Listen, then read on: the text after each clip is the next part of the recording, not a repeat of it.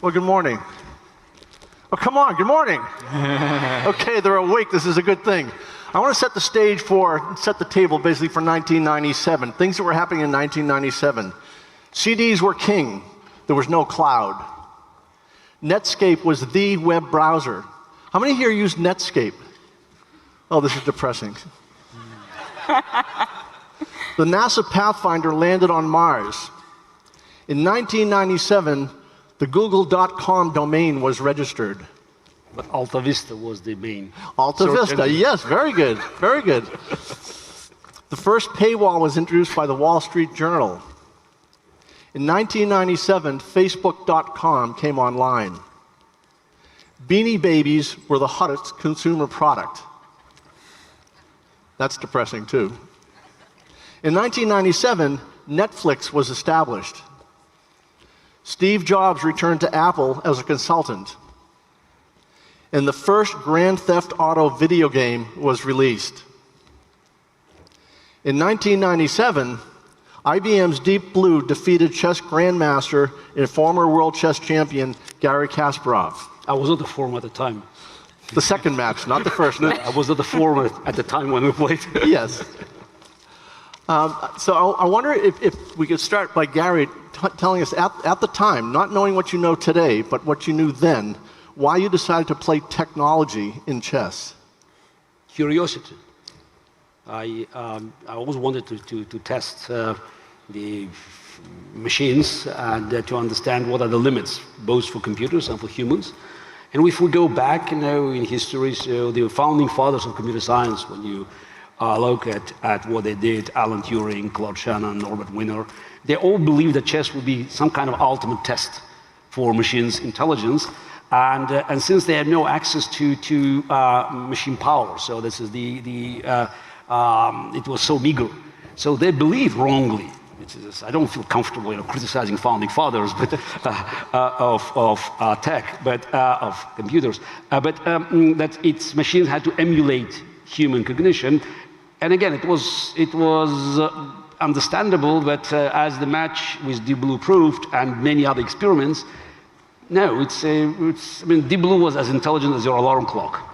Yeah, it's a very expensive one, $10 million piece, but still, and it didn't have to be intelligent, because what we actually realized, it's all about making fewer mistakes.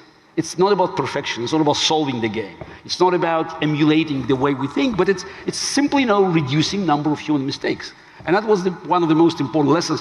We yet, at the time when I played, it was probably a bit too early for us to understand that was the main lesson of the match. So at the time, did you expect that sooner or later technology would beat a chess player? This match, how publicized, by the way, it was a rematch because I won the first one, Philadelphia in '96. Just to be sure. Yeah, just history, yeah. So just,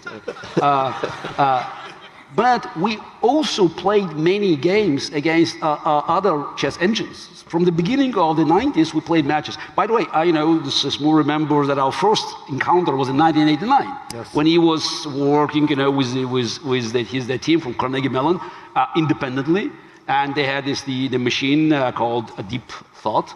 And this machine actually made history by beating first Grandmaster Ben Larsen in the tournament game. So we played 2 games in New York. I won them quite handily. And then we played other games, and we already suffered some losses in Blitz, 5-minute game, or in Rapid Chess, 30-minute game. But the mistake that we all made, we said, 5 minutes, too quick, 30 minutes. But if we play real, just quote-unquote real tournament chess, 6 hours, then we would have enough time. Not understanding that, yes, you have more time, machine will have more time. So it's this. So we already actually, from 2022, if we look back at the beginning of the '90s, I think it was quite predictable. And for me, this is the match that we played in 1997, though I still believe that, I was in the position probably to compete and even winning. After that match, I realized it would be a matter of time. So it still took about 8 years for machines to dominate, but it showed the trend. Right. And also, I thought it was my duty as a chess champion to accept the challenge, because that's, I lost the match. made a personal sacrifice.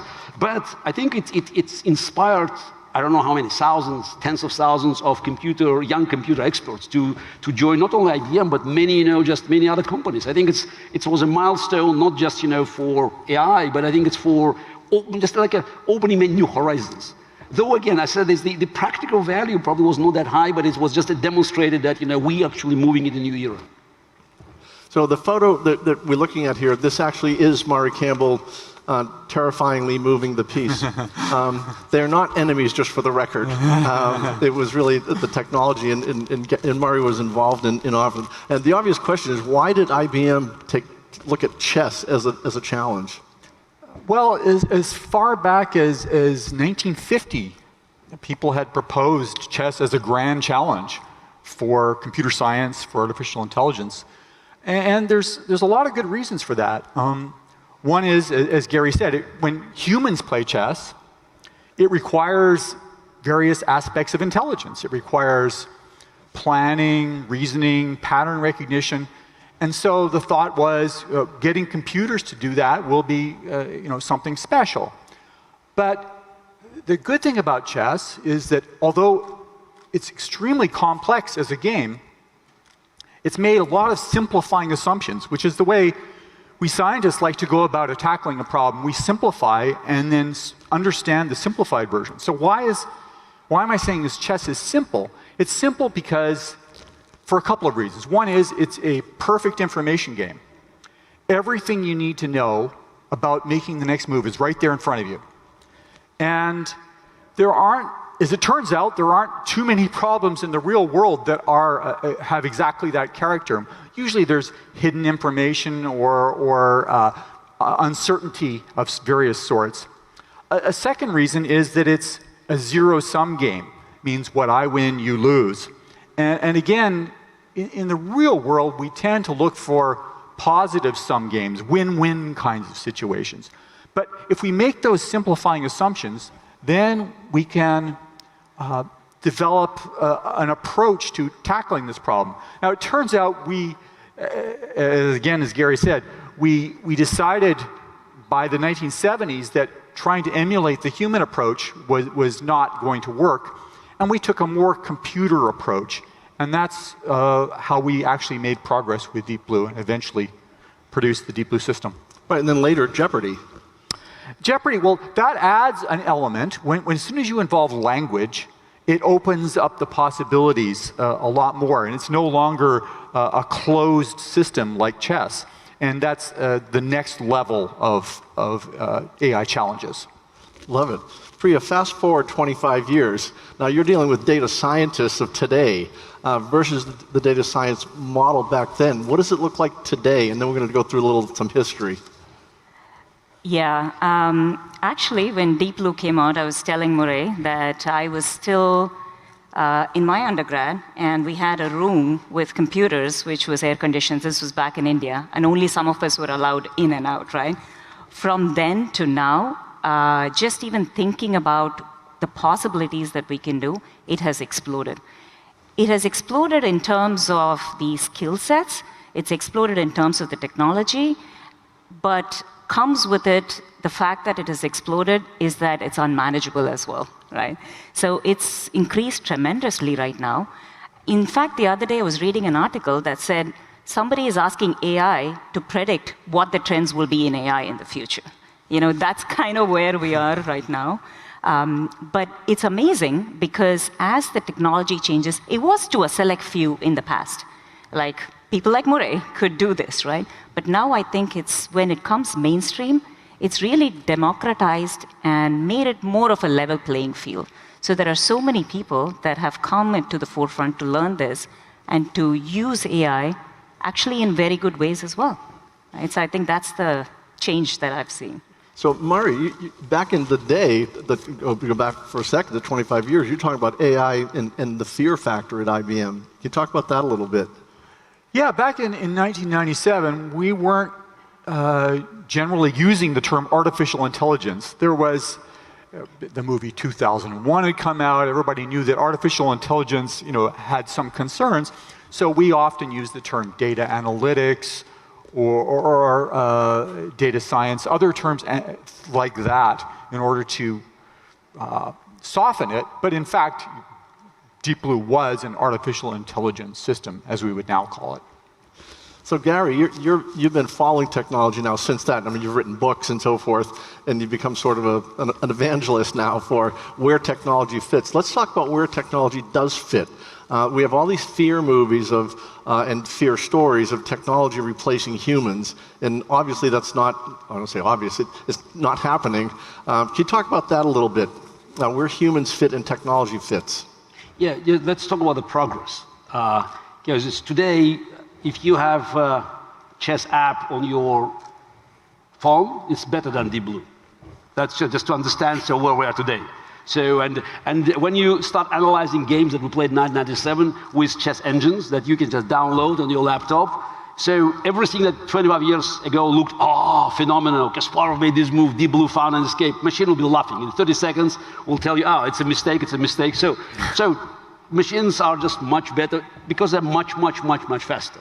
Now, I always tell people that we should consider all these technologies as a product of human ingenuity. At the end of the day, those are the tools. AI is not a magic wand, but it's not a Terminator. It's not a harbinger of utopia or dystopia. It's something that we invented, and as machines in the past made us stronger and faster, I believe AI will make us smarter. So what about the threats? Yeah, I'm very skeptical about all these singularities and doomsday predictions for a simple reason, because as Murray just pointed out, everything that we have been dealing with now, we can probably argue about the jeopardy. We're dealing with closed systems. Chess, Go, Dota, I mean, all the video games, StarCraft. And the problem is that machines are yet, to find a way to transfer data from one closed system to another. If you do a computer game and you train a machine to play one map, even a similar map, you have to start from the scratch. So I believe there's always a room for humans to actually play a pivotal role. So as long as we recognize that we belong to last few decimal places. So yeah, machines can do better, maybe 95% of work, but still there's a room. And in the future, it very much depends on our ability to work with smart machines. So exactly recognizing what this machine needs for this task and what is missing. So what is the human contribution to make this the centaur combination that will be as close as possible to 100%? Because 100% is not achievable. There's no perfection in the universe. So are machines of the day, technology, going to remain task-oriented for a long time? I mean, is that where it's going?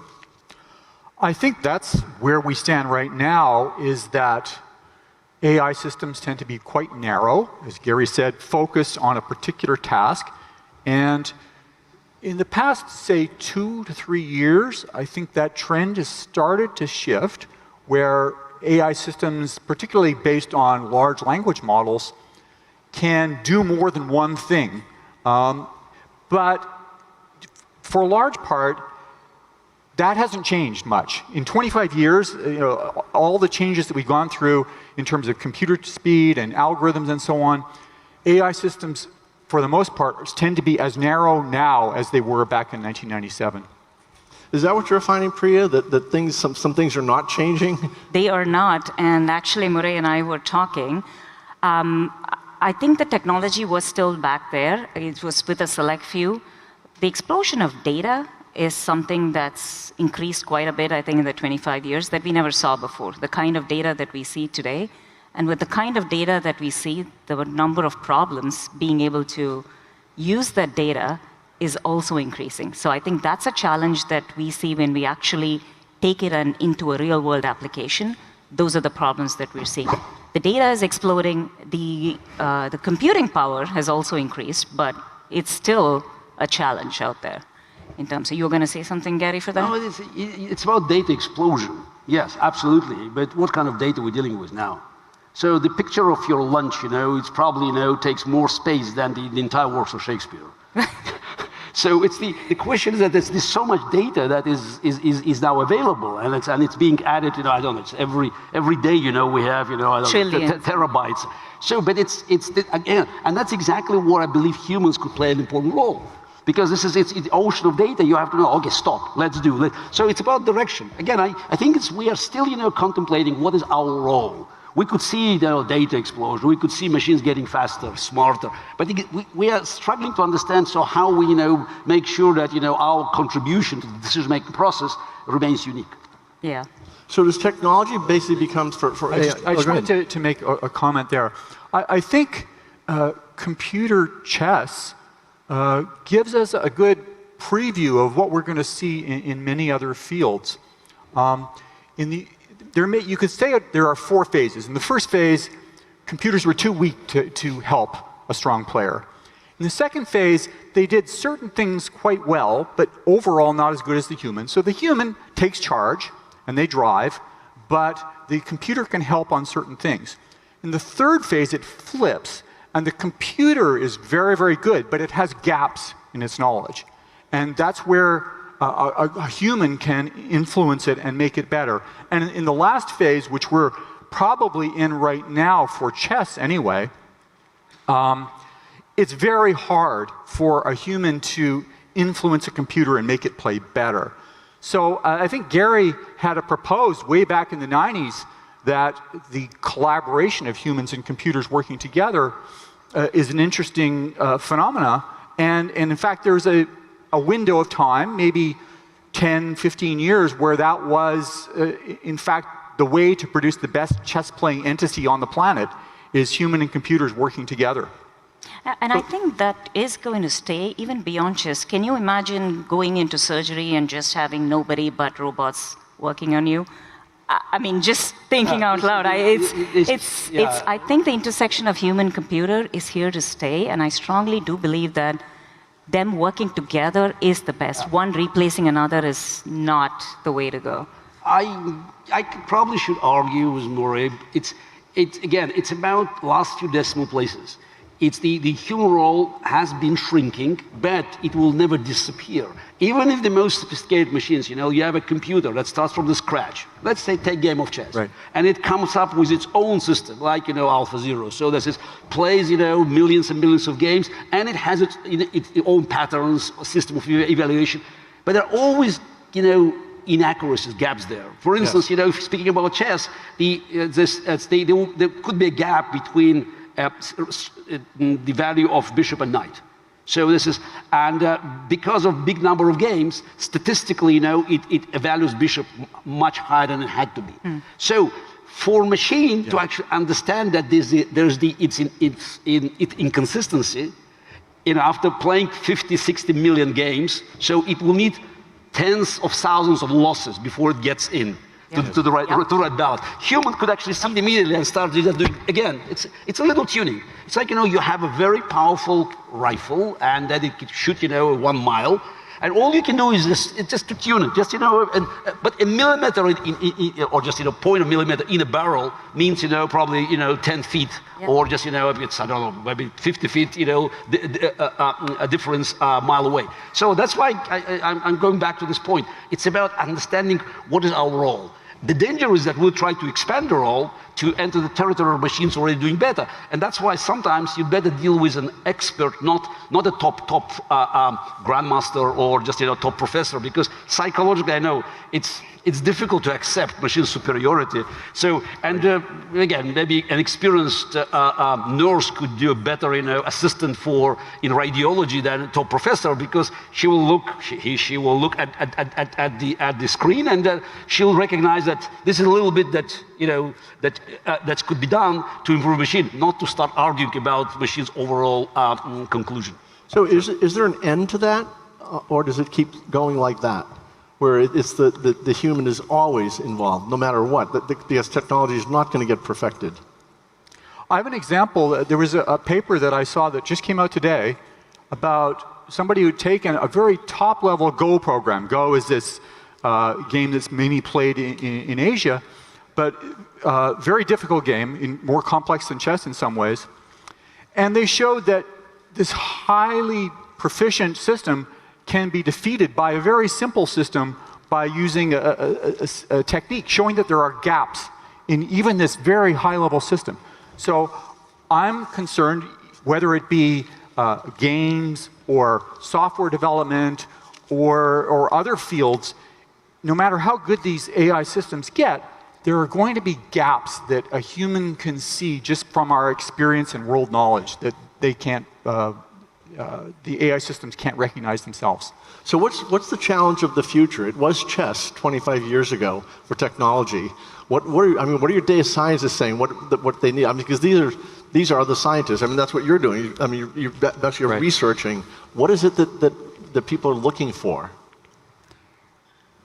I think if you're asking the data scientists of the world, they actually love the idea of automation and AI to actually do more and develop more of these models.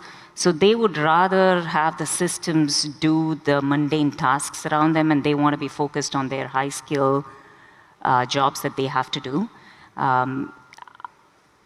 For the future, I think, are you still asking about the intersection of human and technology here? Are we still in that? Yeah. Personal view is that at least for quite some time, I do see the intersection of human technology there, but more and more that it actually makes us more efficient. Like the data scientists of today are still wrangling with jobs that they don't want to do. They're still struggling with data. Whatever data you say, Gary, they're still struggling with it, right, today. They don't want to do that. Like, why can't I have a system do some of that stuff? Like, why can't I make the system better? So I think that's where the head is, and that's where it's going to be for some time. So the more and more that we think about it, that yesterday one of the talks that I had was around, okay, can I actually put a governance around what's exploding out here? Because once it goes into the world, it's very hard to start controlling some of this in the future. Yeah, I have a great example. Today, software engineering is, you could say, it's in the first phase of what we saw in computer chess, where computers are very good at doing certain things and can help software engineers develop their systems. So right now, there's a system called Copilot, and many software engineers writing code use this to help. It suggests ways of writing little snippets of code for them. It identifies library functions that might be useful for what it looks like you're trying to do right now. I think that's a trend that will continue and make software engineers much more productive in the coming years. So is that the role of technology for the foreseeable future? It's really an assistant? No, I think one of the problems we have to deal now is, I think it's a public misconception about the power of a machine. We're still dealing with this, with this notion that unless machine does it perfectly, it's no good. But again, it's about making fewer mistakes. So I think that's it's kind of a roadblock on the way of bringing more technology into our lives, like driverless cars. Can you accept? Can you live in a world where driverless cars, on the streets, but it's not 100% perfection. There will be accidents. I think that's it's about statistics. But the problem is that while 40,000 or so being killed in car accidents in the United States every year, so it's pure statistics. But one accident with driverless cars, the front page of a newspaper. Yes. So again, we need just to simply accept the fact that it's the mistake's inevitable. Machines will never be 100% perfect, but we have to actually just to remove this roadblock. I think it's very important for us to start taking. Yes, it's a risk, but I think the bottom line eventually, should be very attractive for us to cope with this notion of imperfection. So how does society get there? Where you're right about the car crash of an autonomous vehicle. Autonomous vehicle crashes, and 10,000 others crash, and there's one story, the autonomous vehicle. How does society get over that? I think it'll take time. It'll take more of the maturity as we interact more and more with the systems, AI, like Gary said. I think the idea that, oh my God, this is something out there, right? As we get more and more comfortable, I think intersection gets a little bit better. So then we start to stop thinking about what you said. This is one incident that we're going to be reporting on. That's happening, I think, and it's going to keep happening. So I would say it's a matter of time, more than that. But I'm just curious, in the future, do you think people are going to watch two machines just playing chess? Would that even be interesting for somebody? Oh, they're playing now. I mean, but there's always, I mean, I don't think that, watching machines playing chess, I mean, it's as exciting as watching humans playing chess because there are no emotions. When you see humans, you are looking for mistakes. At the end of the day, it's about the game is lost and won, because one side made mistakes. Actually, machines games are much longer, but watching these games, you can also understand, that certain things about the game of chess that we didn't understand before. I mean, sometimes it's very painful because you have now all these positions, like endgame positions. Started with 4 pieces, now 5, 6, I think 7. Now moving to probably 8, but 7 pieces positions. When you look at these positions, and the machine says mate in 499 moves. I mean, and I can tell you that when you look at the solution, quote unquote, the solution. So the first 450 moves, I wouldn't understand what's happened. The pieces moving around the board, but it's just not much has changed. And then you start understanding. So, but somehow it also tells us that about imperfection of our knowledge. Yeah. Let's imagine if many endgame positions could be mate in 500 moves, and the average duration of human game is about 45, 50 moves. It gives an idea that probably there's a lot of room for improvement. So that's what I believe. It's a future for us to actually learn from machines, to understand. So what is missing?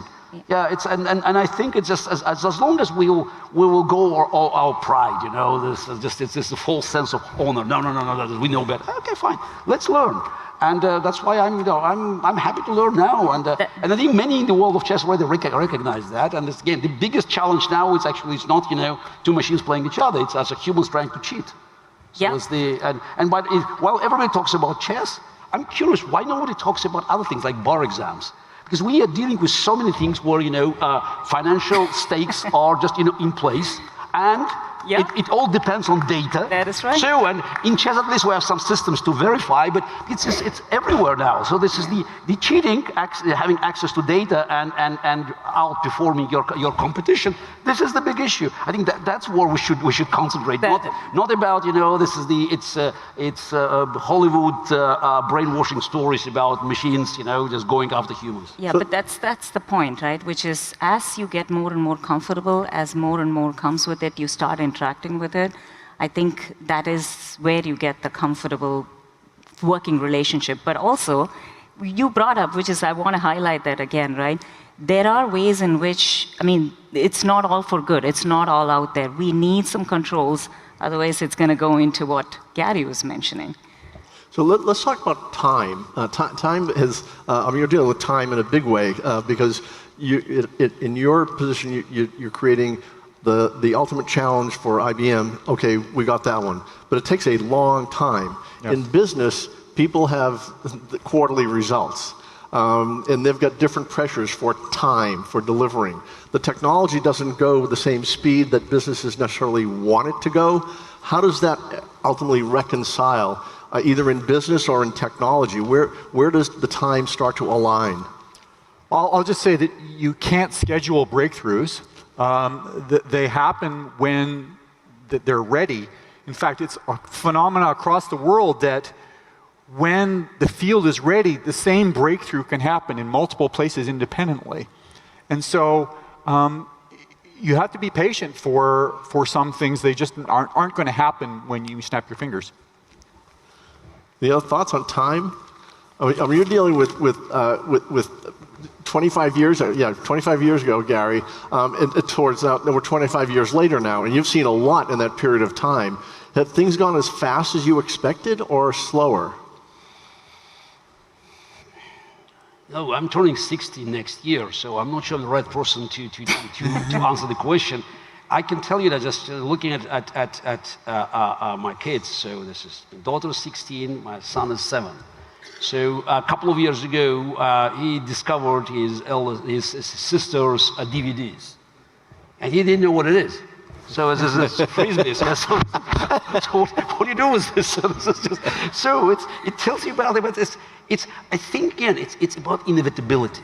So that's why 1997 was an important milestone for me personally, because I understood it's a matter of time. I still thought I could do, it's a good job by playing machines. I played a few other computers, so just in 2002, 2003. But again, I knew the day would come, and we had to prepare for that. So same as now, time flies, and we could see new machines. But I think again, it is still this inconsistency, with the abilities of machines to help us in our lives, whether to do the routine job. And by the way, AI will do, tons of the jobs that that we can actually subscribe to the machines. We don't, I think we have to celebrate our creativity. I mean, we have to find exactly what is the quarter where our ability to put on display our human talents is unique, and we're still struggling with finding this again, the right spot for us, and a lot of people feel uncomfortable. Oh, machines doing this work perfect. If machine is doing your job is rotten. So that's fine. So let's find another job, and it's happened in history so many times.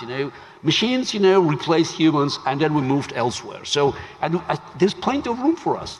In 2017, you did a great TED Talk, which has been watched by millions of people, as you know. And in that, you said you must face our fears to get the best out of technology. Can you talk about that a little bit? How do people face their fears to get the best? Look, I mean, fear is understandable, again, because this is every technology in the past, before creating new jobs, destroyed old industries. So when we are seeing this process, but again, it's inevitable. It's history. It's history of progress. And while I don't want to sound callous, I don't want just to talk about to talk down the fears or the fear of people who might be facing these new challenges. But at the end of the day, it's if we are talking about humanity, we're always winning, because as I mentioned, radiology. You have many jobs, maybe hundreds, maybe thousands of good, well-paid, white-collar jobs in America or in Europe, because computers, AI, that will require experts, not top professors, to operate. But the other side, cost reduction. More, it will be accessible to many people in America, in Europe, and also the third world. So then with technology, you can actually offer these services to people in Africa, in Asia. So as humanity will always win. Obviously, it's not easy, it's not win-win for everybody. But I just view this problem, just from the global perspectives. Other thoughts? No, I was thinking about the time question that you asked, and that was interesting. If you wouldn't mind if I could touch on that a bit, right? Time is time. It's constant. Everybody knows it's what it is. But I think the illusion of time is changing. And when you think about the innovation that's coming across the globe, here, yes, it's come quite a bit. But in other countries, it's coming right now. And for them, it almost feels like it's moving really fast. Time is precious. I'm going ahead with time, right? So I think that is a good thing. And what you said was what I wanted to call back as well. Like the example of a data scientist wanting to do what they are skilled in doing is a great thing. So giving up the other mundane tasks or something else that the machine can do better is something that they have to get comfortable. When you get comfortable, you have that extra time to do what you're really trained to do and to do better, So that mindset, I think, is something that we're still grappling with a little bit. We need to get there. We need to get comfortable with that. Murray, I wonder if you can talk about unintended consequences, because you're looking at the future virtually all the time. How does that fit in the grand scheme because you're obviously scientists and you're looking at technologies in a kind of a perfect world. How do you factor in a potential downside of it, if there might be one? That is a big concern. As we're developing technologies in the lab, for example, we're trying to make more general intelligence. The obvious goal for us is to create systems that can help us tackle some of the world's really big problems. Climate, economic uncertainty, etc.